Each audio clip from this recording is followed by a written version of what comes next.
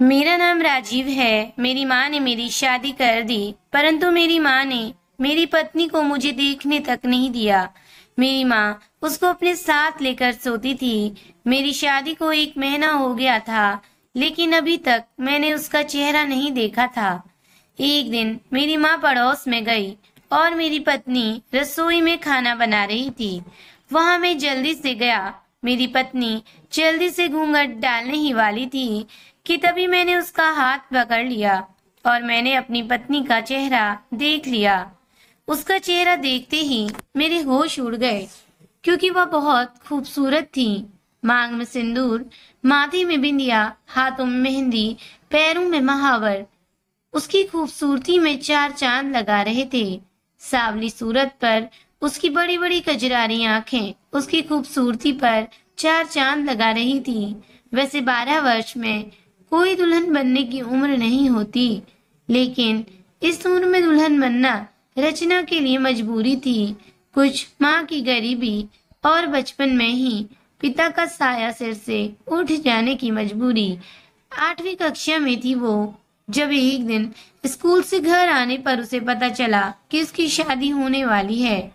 लड़के का एक भाई है, लड़के के पिता नहीं है, लेकिन अपने पीछे इतना छोड़ कर गए हैं कि दोनों भाई आराम से अपनी जिंदगी बिना परेशानी के गुजर बसर कर सकें।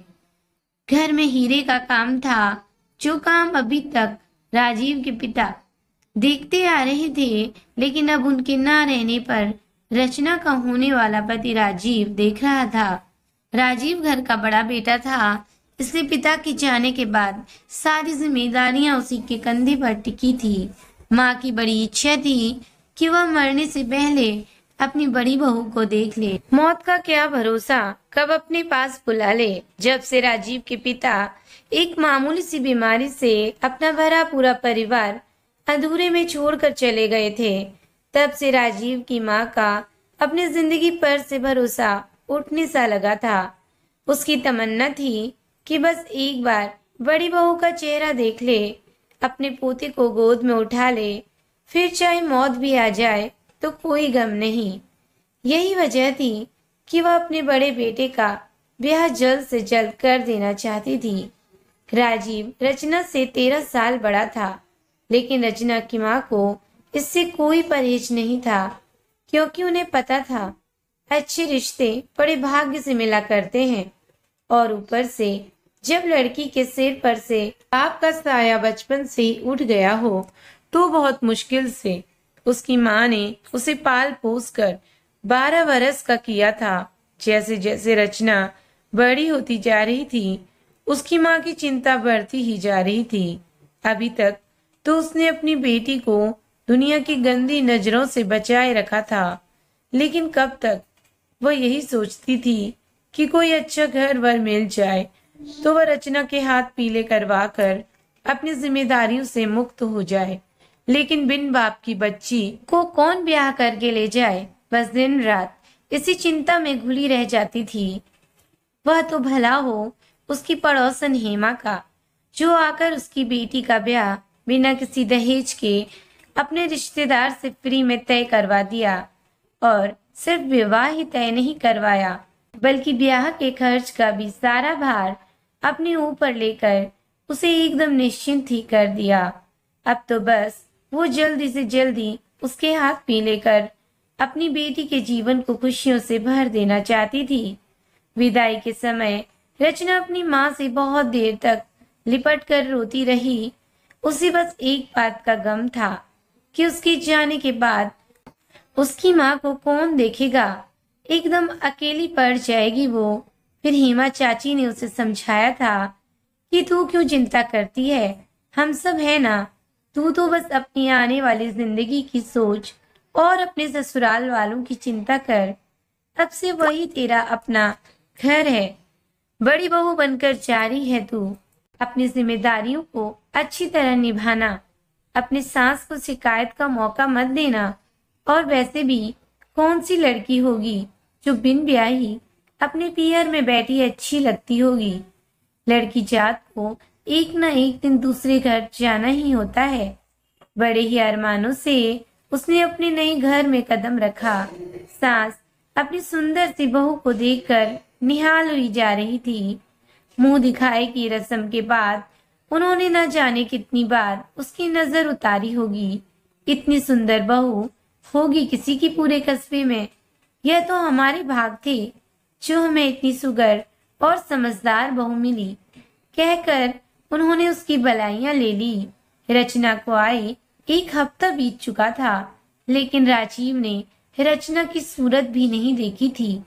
उसकी माँ ने रचना से दूर रहने की सख्त हिदायत जो दी थी, बहू देखने की इच्छा में वह रचना को अपने बेटे के लिए ब्याह तो लाई थी, मगर वह जानती थी कि अभी रचना अपनी गृहस्थ जीवन की शुरुआत करने के लिए परिपक्व नहीं है।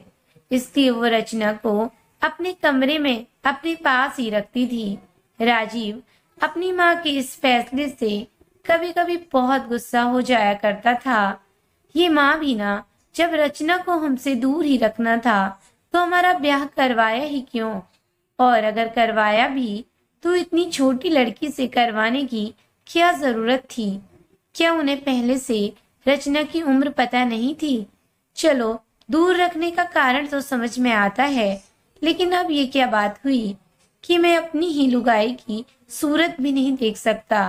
जब भी उसके घुंघरू की आवाज सुनता, उसका मन उसकी एक झलक पाने को बेताब रहता, लेकिन माँ के आगे बेबस हो जाता। धीरे धीरे रचना को 1 महीना बीत चुका था और इस 1 महीने में वो अपने पूरे परिवार से बहुत घुल मिल चुकी थी, सिवाय अपने पति के। कितनी विचित्र बात थी ना, जिसके लिए सब कुछ छोड़कर आई थी, उसी से कोई सारोकार नहीं। खाना परोस जाती थी उसे, वह भी अपनी सास की उपस्थिति में घूंघट डालकर। उसका देवर यूं तो उम्र में उससे बड़ा था, लेकिन वह उससे एक माँ की तरह व्यवहार करती थी। उसका देवर भी उसे माँ का ही दर्जा देता था और उसकी उतनी ही इज्जत करता था जितनी अपनी माँ की। सास तो अपने पास पड़ोस और रिश्तेदारों से उसकी सुघड़ता और सरलता और उसके गुणों का बखान ही करते नहीं थकती थी, और मन ही मन हेमा चाची को धन्यवाद देती, जिनकी वजह से उन्हें रचना जैसी बहू मिली। रचना भी अपनी सास का ख्याल एक बेटी की तरह रखती थी। उनकी माँ की माने तो रचना सर्वगुण संपन्न थी। उसकी उम्र भले ही कम थी, लेकिन समझदारी और परिपक्वता ऐसी कि बड़ों को पीछे छोड़ दे। एक दिन राजीव घर आता है तो माँ को घर पर न देख भाई से पूछता है। पता चलता है माँ पड़ोस में सत्यनारायण भगवान की कथा सुनने गई है। उसे तो जैसे मन की मुराद मिल गई। बस फिर क्या था, वह रसोई घर में चला जाता है। उसे देख रचना अपना घूंघट निकालने लगती है। तभी राजीव उसका हाथ पकड़ लेता है और जैसे उसकी नजर उसकी सूरत पर पड़ती है, कुछ पल के लिए वह अपनी पलकें झपकाना भूल जाता है।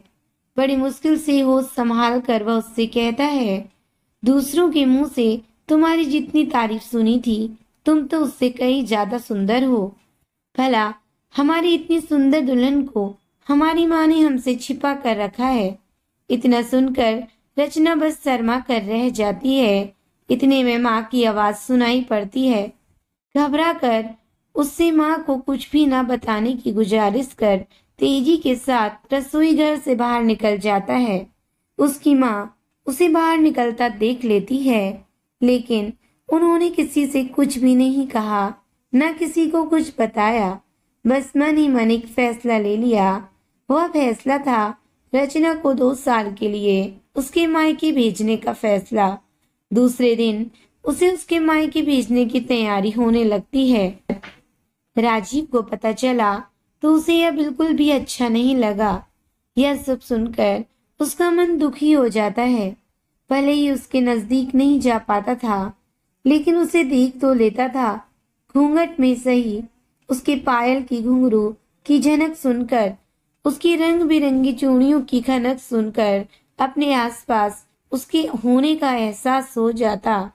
कम से कम उसी एहसास को जी तो लेता था। कुल मिलाकर सच तो ये था कि हर तरफ से वो उसके दिल पर कब्जा कर चुकी थी। अब किसके होने के एहसास से अपने मन रूपी बगिया को सींचेगा, इन्हीं बातों से उसका मन उदास हो गया था।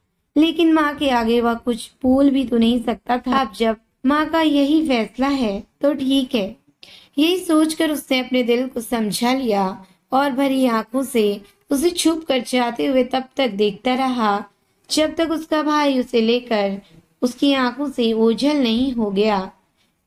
ऐसा नहीं था कि रचना को दुख नहीं था। ज्यादा समय उसकी निगाहें घूंघट की आड़ से जिसे ढूंढने की कोशिश कर रही थी, उसे क्या खबर थी कि वह भी उसे छुप कर देख रहा था। रचना 2 साल के लिए अपने मायके आ गई। रचना की माँ अपनी बेटी के मुंह से उसके ससुराल वालों की बड़ाई सुनकर अपनी बेटी के भाग्य को वारी जाती और उसकी नजर उतारने लगती। माँ जानती हो, जब हम आ रहे थे तो अम्मा बहुत रो रही थी और देवर जी भी बहुत दुखी हुए थे। वह तो माँ ने बहुत समझाया, तब जाकर हमें यहाँ पहुँचाने को राजी हुए। कहते हुए ससुराल में मिले अपने जेवर दिखाने लगती है। जानती हो माँ, ये कान की बालियां हमें मामी ने दी थी और ये अंगूठी हमें मौसी ने, और ये कान के टॉप्स देख रही हो, ये बड़ी बुआ ने दिए थे और ये छोटी बुआ ने राधे कृष्ण जी की मूर्ति दी थी। कह रही थी इन्हें अपने से दूर मत करना। कहते हुए ससुराल में मिले जेवर दिखाने लगती है। रचना की माँ उसकी बातों को बड़ी गौर से सुनती जाती है और हूँ करके मुस्कुराती जाती है। और ये सोने के कणे हमें माँ ने दिए थे और जानती हो, आते समय मुझे रुपए भी दिए। कह रही थी खुलकर खर्च करना, समय समय पर बबुआ के हाथ और रुपए भिजवा दूंगी। इतनी समझदार और भली सास बहुत किस्मत से मिलती है। रचना, तूने जरूर पूर्व जन्म में कुछ अच्छे कर्म किए होंगे जो तुझे इतना अच्छा घर परिवार मिला। कह के वह एक बार फिर उसकी नजर उतार लेती है। वह तो भला हो तेरी हेमा चाची का, जिसने मुझ जैसे गरीब की इतनी मदद की, वरना आजकल के जमाने में तो छीन कर खाने से पीछे नहीं हटते। रचना को आए 3 महीने पार हो गए थे, लेकिन ससुराल की कोई खबर नहीं मिल रही थी। इधर बीते हफ्तों से रचना को ससुराल की बहुत याद आ रही थी। रह रह कर उदास हो जाया करती थी। उसकी माँ उसकी व्यथा को अच्छे से समझती थी, लेकिन कर भी क्या सकती थी। जब रचना की माँ ने हेमा चाची से यह सब बातें बताई, तो हेमा चाची ने उन्हें रचना को ब्यूटी पार्लर सिखाने का सुझाव दे दिया। रचना की माँ को हेमा चाची का यह सुझाव बहुत पसंद आया। 2 घंटे के लिए ही सही, कम से कम इसी बहाने थोड़ा व्यस्त रहेगी और हाथ में कुछ गुण भी आ जाएगा। ऐसा सोचकर उन्होंने उसका नाम वहीं पास के पार्लर केंद्र में करवा दिया। एक दिन वह माँ के साथ बैठी थी कि तभी दरवाजे पर खटखट हुई। माँ ने रचना से कहा, जा रचना, देख तो जरा दरवाजे पर कौन है। लगता है हेमा चाची आई है। हाँ माँ, कहकर रचना दरवाजा खोलती है तो देखती है कि उसका छोटा देवर खड़ा था। वह उसे देखकर खुश होते हुए कहती है, अरे माँ, देवर जी आए हैं। अरे पगली, उन्हें अंदर आने देगी या दरवाजे पर ही खड़ा रखेगी? आइए भैया जी, बड़े दिन से जी नहीं लग रहा था, अच्छा हुआ आप आ गए, उसने मन में कहा। उसने उन दोनों के पैर छुए और वहीं पास पड़ी चारपाई में बैठ गए। अरे जा रचना, छोटे बबुआ के लिए चाय पानी का इंतजाम तो कर। हाँ माँ, जाते हैं। और बबुआ, घर में सब कुशल मंगल तो है ना? जी माँ, सब बढ़िया। रचना जब से आई है, आप लोगों का नाम उसकी जबान पर हरदम रहता है। हमारे छोटे बाबू ऐसे, माँ ऐसी, और वहाँ हमारी माँ दिन भर आप लोगों की बात करती रहती है। बड़े भाग थे वो, जो आप लोगों जैसा परिवार मिला। भगवान सुखी रखे बेटा तुम लोगों को। अरे ऐसी कोई बात नहीं है माँ, भाभी हैं ही ऐसी कि सब प्यार करने पर मजबूर हो जाएं। तभी रचना चाय नाश्ता लेकर आ जाती है। सब साथ बैठकर चाय पीते हैं। उसके बाद देवर जी रचना को एक बैग सौंपते हैं। भाभी इसमें कुछ सामान है, माँ ने आपके लिए भेजा है। जैसे ही देवर जी गए, रचना ने बैग खोला। बैग खोलते ही उसकी नजर एक कागज के टुकड़े पर पड़ी। उसने उसे खोल कर देखा तो पता चला ये तो राजीव का खत है। उसने उसे जल्दी से छुपा लिया और अब माँ के साथ सामान देखने लगी। उसका मन सामान देखने में नहीं था, उसे तो जल्द से जल्द खत पढ़ना था। जैसे ही मौका मिला, रचना अपने रूम में गई और खत पढ़ने लगी। खत में राजीव ने प्यार भरी बातें लिखी थी। रचना खत पढ़ के बहुत खुश हो जाती है। ये सिलसिला 2 साल तक चलता रहता है। वक्त के साथ दोनों का प्यार और मजबूत हो जाता है। ऐसे करते हुए 2 साल पूरे हो जाते हैं। अब रचना वापस अपने ससुराल आ जाती है। सबसे मिलकर गले लगकर वह अपनी नई जिंदगी की शुरुआत करती है। सब लोग बहुत खुश रहते हैं। अब राजीव की माँ को दादी बनने की इच्छा होती है। वह हर समय इसी उम्मीद में लगी रहती है। वो चाहती है कि रचना उन्हें दादी बनने का सुख दे। कई साल बीत जाते हैं, रचना को माँ बनने का सुख प्राप्त नहीं होता। बेटी की तरह प्यार करने वाली सास भी उससे थोड़ा रूखा व्यवहार करने लगती है। लेकिन राजीव का प्यार अभी भी उसके लिए कम नहीं होता। वह उससे बहुत प्यार करता है। बहुत टाइम इंतजार करने के बाद भी जब रचना प्रेग्नेंट नहीं होती तो घर में राजीव के दूसरे विवाह की बात होने लगती है। रचना ये सब सुन बहुत दुखी हो जाती है, लेकिन करती भी क्या, अपनी कमी के आगे कुछ नहीं बोल पाती। राजीव भी दूसरी शादी नहीं करना चाहता। वो माँ के इस फैसले का विरोध करता है और कहता है, माँ मैंने आपकी हर बात मानी है, मैं आपकी ये बात नहीं मान सकता। इसलिए रचना की सास रचना का सहारा लेती है और उसे राजीव को समझाने के लिए कहती है। सबकी खुशी को ध्यान में रखते हुए रचना राजीव को शादी करने के लिए मना लेती है। उसके आगे राजीव को झुकना पड़ता है और वो शादी के लिए मान जाता है। घर में शादी की तैयारियां चलने लगती हैं। रचना सबके सामने खुश होने का नाटक करती है, अकेले में बहुत रोती है। धीरे धीरे शादी का दिन आ जाता है। बारात निकलने वाली ही होती है। तभी रचना चक्कर खाकर गिर जाती है। राजीव रचना के पास भाग कर जाता है। पूरा घर परेशान हो जाता है। डॉक्टर को बुलाया जाता है तो पता चलता है कि रचना माँ बनने वाली है। ये सुन सब बहुत खुश हो जाते हैं। तब राजीव शादी करने से इनकार कर देता है। सब लोग शादी रोकने की बात करने लगते हैं, लेकिन राजीव की माँ कहती है कि शादी तो होकर ऐन वक्त में हमने मना कर दिया तो लड़की वालों की कितनी बदनामी होगी। बारात भी जाएगी, दुल्हन भी आएगी, शादी भी होगी। ये सुन सब हैरान हो जाते हैं। तभी राजीव की माँ मुस्कुराती हुई कहती है कि हम रचना की सौतन नहीं बल्कि उसकी देवरानी लेकर आएंगे। एक बार फिर घर में खुशियों का माहौल हो जाता है। रचना की देवरानी घर पर आ जाती है। दोनों देवरानी जेठानी में बहुत प्यार होता है। परिवार में सब प्यार से रहने लगते हैं। 9 महीने ऐसे ही हंसी खुशी से बीत जाते हैं। रचना एक खूबसूरत से बेटे को जन्म देती है। रचना की सास अपने पोते को गोद में लेती है और खुशी के आंसू रोने लगती है। इस तरह उनके परिवार की खुशियां फिर से वापस आ जाती हैं। उम्मीद करती हूँ दोस्तों आपको आज की ये कहानी अच्छी लगी होगी। अगर कहानी अच्छी लगी हो तो प्लीज़ लाइक करें, शेयर करें और मेरे चैनल को सब्सक्राइब करें। Thank you. Thank you for watching.